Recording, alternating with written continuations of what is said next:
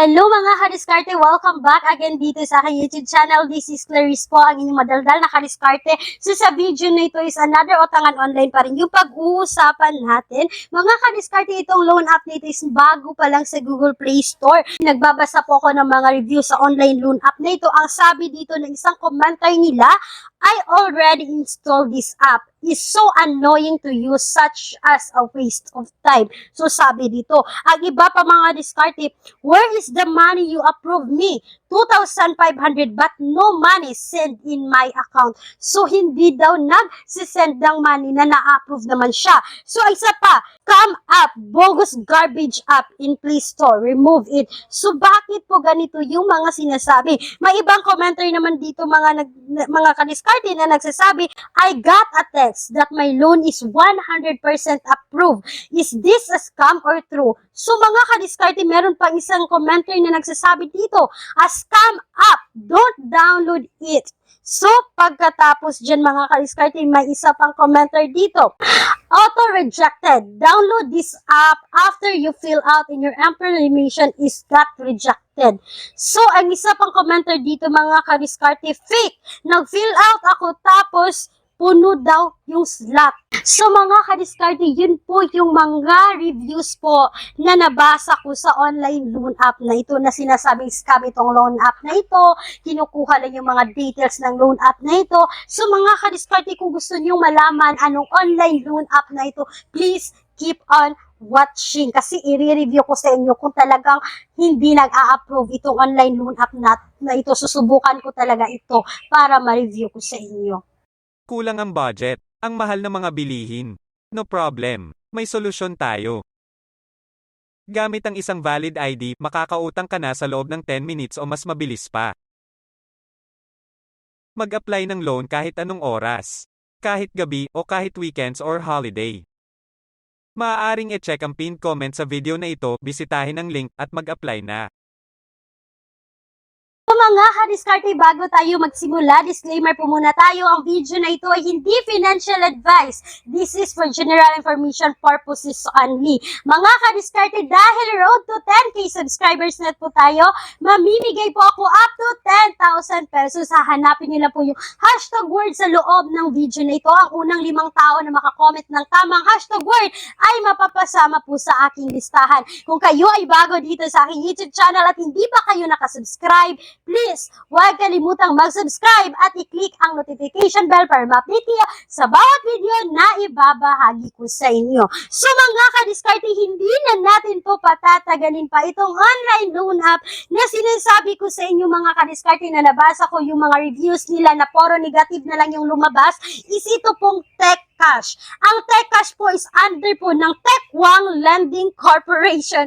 So yun po mga kadiskarte, bago pa lang ito sa Google Play Store, ang sabi dito sa kanilang platform is loan amount is 2,000 hanggang 20,000 pesos. So yun po mga kadiskarte, nag-install po talaga ako ng kanilang app mga kadiskarte, is ito yung Bubungan recommended products. So merong cash wave is 20,000.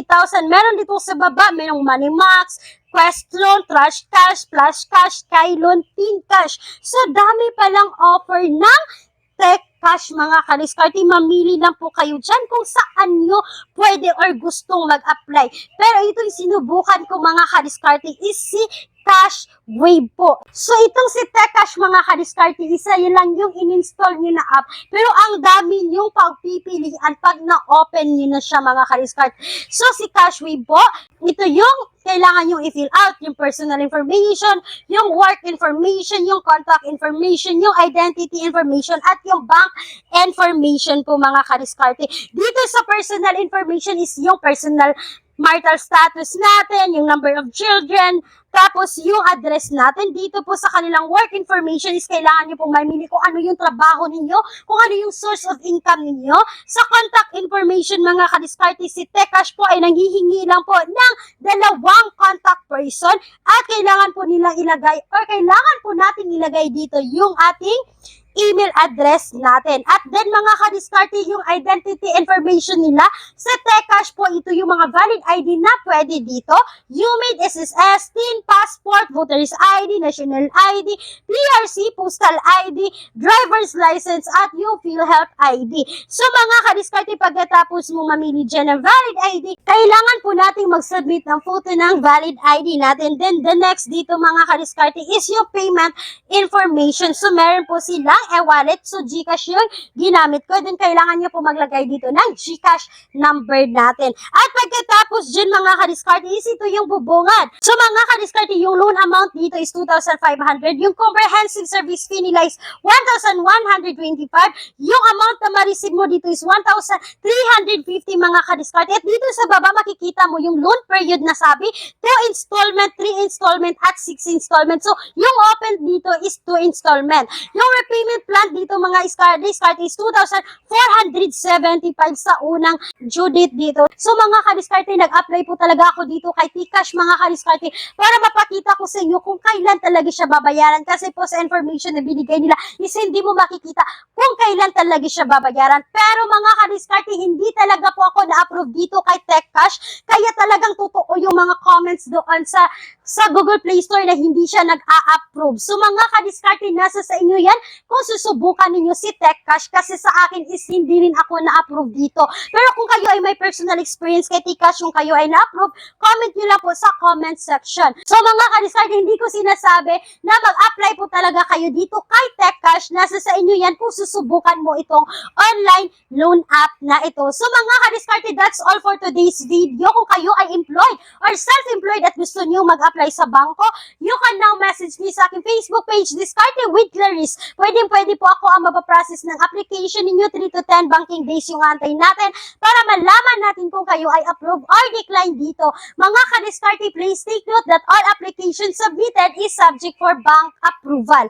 So mga kadiskarte, huwag niyo pong kalimutan na i-visit yung pinned comment section kasi maglalagay po ako ng mga alternatives online loan app na subok na ng nakararami. So mga kadiskarte, nasa sa inyo yan kung susubukan itong online loan app na ito. Once again, this is Clarice, ay inyong madalgal na kadiskarte. Laging tandaan na tayong mga Pinoy ay unleash sa diskarte. Bye-bye!